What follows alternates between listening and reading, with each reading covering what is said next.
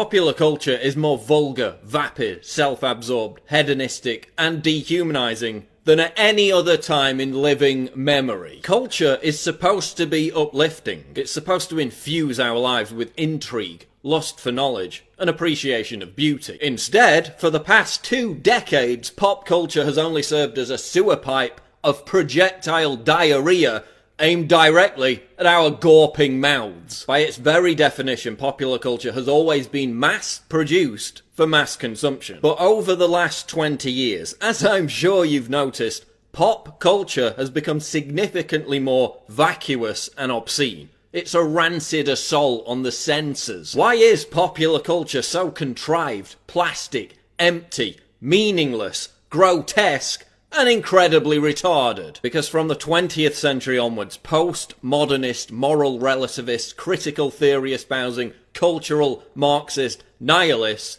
began to seize control of society. Postmodernism seeks to erase the distinction between high culture and popular culture. They want to turn everything on its head. In simple terms, postmodernists have sought to reshape society in their image. And that's why everything's so ugly. From architecture to art to music to entertainment, they're making everything hideous. The goal? To completely undermine the foundation of Western civilization and leave us open to subversion and capitulation. Look at television. TV's endless portrayal of broken families, emasculated male figures, and aberrant, nihilistic, droog-like youths. The stars of so-called reality television are virtually always narcissistic, amoral, and borderline insane. They have no redeeming traits, indoctrinating us with the idea that this is actual reality, that this is how we should act too. You're beginning to think that the tube is reality and that your own lives are unreal. You do whatever the tube tells you. You dress like the tube, you eat like the tube, you raise your children like the tube, you even think like the tube. This is mass madness, you maniacs! In the decadent late stages of a society, bizarre behaviour proliferates and is legitimised by the dominant culture. They're fetishising pathology. We're even seeing the mainstreaming of paedophilia by the news and entertainment media. Salon.com giving a platform to a wannabe child molester. Articles that legitimise watching child porn. A new Fox show that shows a transgender 6-year-old wearing a sadomasochistic ball gag. This is all intended to drag us down into the gutter. Once we absorb this kind of degeneracy, our moral filter is irreparably damaged. Studies show that the more TV you watch, the more depressed you are, even for active people who exercise regularly. And is it really any wonder, given the warped and corrosive view of humanity that is perpetuated by television? We are their cattle. We are being bred for slavery. The revolution. Can somebody please explain to me what the hell that's all about?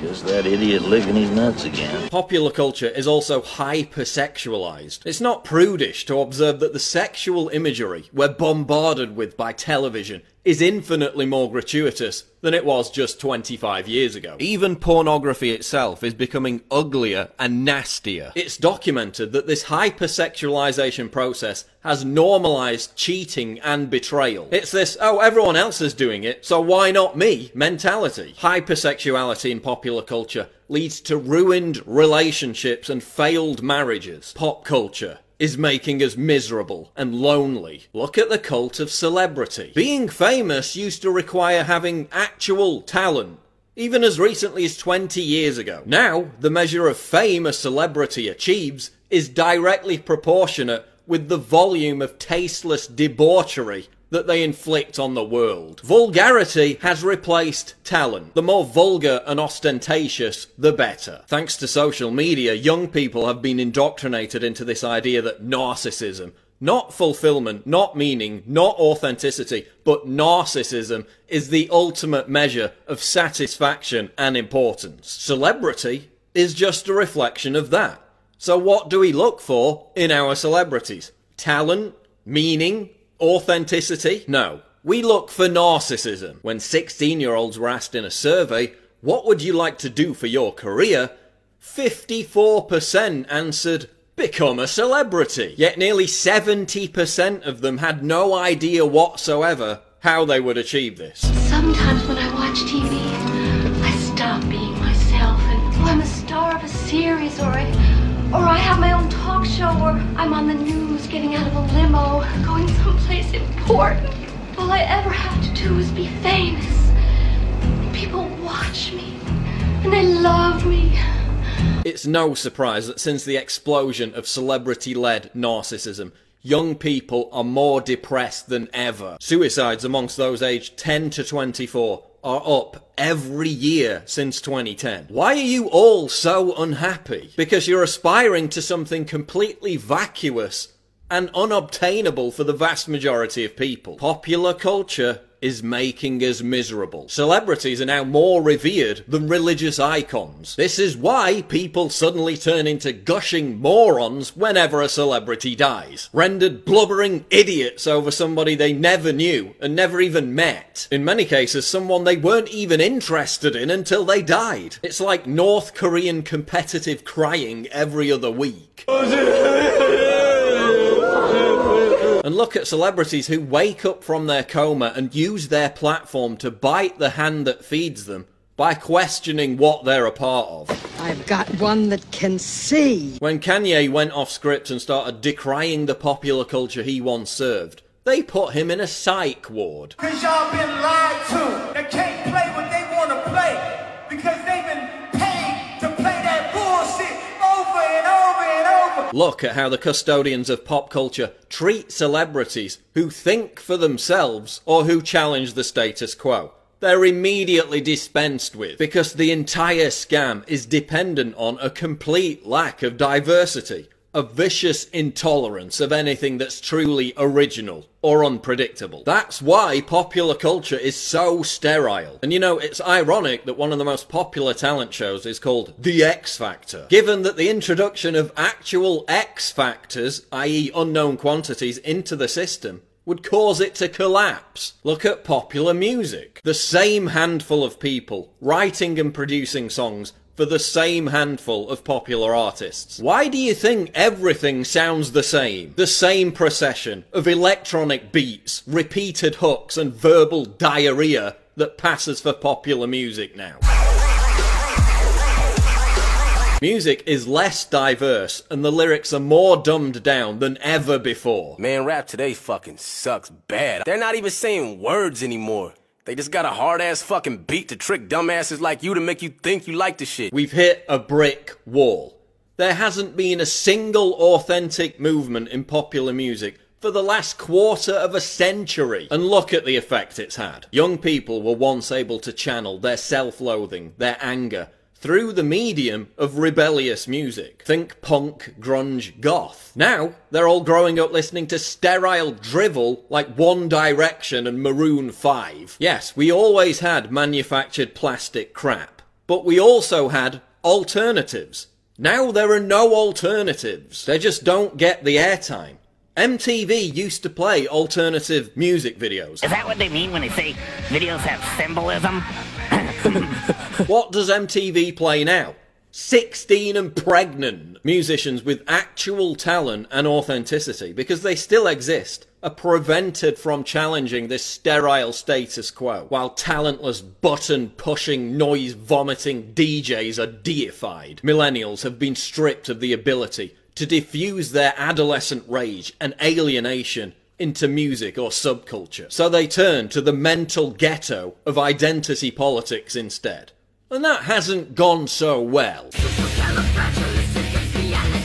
What has my generation contributed to advance popular culture over the last 30 years? Humiliatingly little. Seriously, what have we contributed? Can you name anything positive? Gangster rap? A movement that encouraged millions upon millions of young people to aspire to act like degenerate criminal thugs. Yeah, that worked out great, didn't it? But then look at someone like Hopsin. Here's a guy who raps about how retarded and destructive gangster chic is. A guy who tells young people to get off drugs and live clean. What happens to musicians like Hopsin? Yeah, some of them get signed to big labels, but then they get parked for 3 years, or their albums are deliberately given no promotion. They're never allowed to obtain superstar status. How did rap music go from really good to so dry? Real artists get shelved and whack ones get famous. To leave masses brainless, a smart mind is dangerous. Because their message represents a threat to cultural Marxism, a threat to the toxic identity that the music industry force-feeds young people. Look at youth counterculture. In the past, youth culture was spearheaded by students. They created the counterculture which then trickled down into pop culture.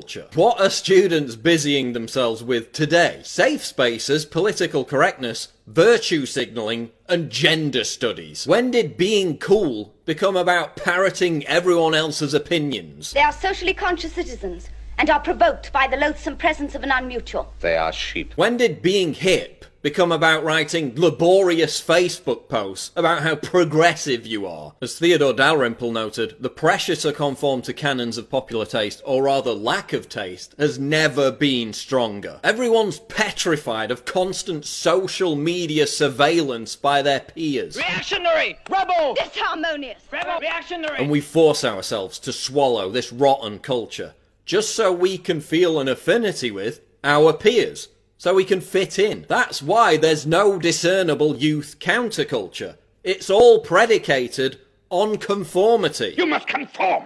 Yes, sir. It is my sworn duty to see that you do conform. And kids today are so satiated with the deluge of entertainment on offer that they have no time or interest in rebelling against the received culture. No time to create their own look. No inclination to form their own ideas about the world, when it's so much easier to just regurgitate what Russell Brand or Meryl Streep is saying. Whether it be fashion, art, music, literature, comedy, culture has been completely sanitized. There is no counterculture. And that's why, with very few exceptions, everyone looks the same. Same haircut, same beard, same clothes, same meaningless tattoos, same lazy cynicism, same political views, same outlook. There's no authenticity, there's no daring, there's no individuality. Look at modern conceptual art. The postmodernist war on absolute truth has spawned the demented belief that anything whatsoever can be considered art. Why is modern art that requires skill or displays awe-inspiring beauty ignored in favour of tawdry trash? Literally trash. Have you ever visited Tate Modern in London? It's a giant building full of scrap metal, concrete blocks, urinals, and this, whatever it is. They call it an art gallery. It more closely resembles a landfill site. What does this look like to you? Dog food and a turd? No, it's conceptual art. The postmodernists decree that literally everything has to be part of a social justice movement has also inspired feminists to offer up their bodily functions as art. A giant ass was nominated for the Turner Prize. I mean, forget full retard. We've gone full idiocracy. The years passed, and mankind became stupider at a frightening rate. And the #1 movie in the country was called Ass. And that's all it was for 90 minutes. It won 8 Oscars that year. So we're told to genuflect over the deeper meaning of a 6-foot butt crack, while actual works of art are being renamed because the original title might be offensive. Look at modern theatre. We went from Shakespeare and Oscar Wilde to this. They're making everything that's supposed to be exquisite hideous and repugnant. What's supposed to inspire us now dehumanises us. When ugliness is venerated as beauty, we know we're in the depraved late stages of a civilization. Popular culture is so invasively vulgar that it's often cited as one of the factors in the radicalization of Islamic terrorists. Jihadists in the West often immerse themselves in this culture and then become suicide bombers as the only form of repentance. That's how bad it is. That's right, Jersey Shore and Miley Cyrus are actually seen by terrorists as legitimate reasons to attack the West. And who could argue with them? But seriously, when we defend Western civilization, we're not talking about popular culture. We're talking about the Sistine Chapel, not Piss Christ, We're talking about Beethoven, not Bieber, but we've become bored of what we've inherited. The true meaning behind the rich tapestry of our cultural heritage has been forgotten. Popular culture as it exists today actually represents a direct threat to Western civilization, since it provides our enemies with a justifiable reason to destroy us. A civilization is starting to unravel, okay, and that you can find it again and again and again through history. That's a culture that no longer believes in itself, okay, and then what you invariably get are people who are convinced of the power of heroic masculinity, okay, on the edges, whether they're the Vandals and the Huns, okay, or whether they're the barbarians of ISIS, okay. You see them, starting to mass on the outsides of the culture, and that's what we have right now. If we allow this to represent what we stand for, whatever moral superiority our ancestors earned will be eviscerated within a generation. That's why we need to constantly savage this notion that popular culture represents Western civilization. It doesn't. The weaponization of popular culture, as I've described it, is merely the reassertion of cultural Marxism. By making the culture that underpins our society completely meaningless and therefore rudderless, it can be easily overthrown. We need to reject popular culture in all its grisly, grotesque, dehumanizing forms. We need to encourage a new cultural renaissance that is once again inspired by beauty, talent, and the exaltation of human accomplishment.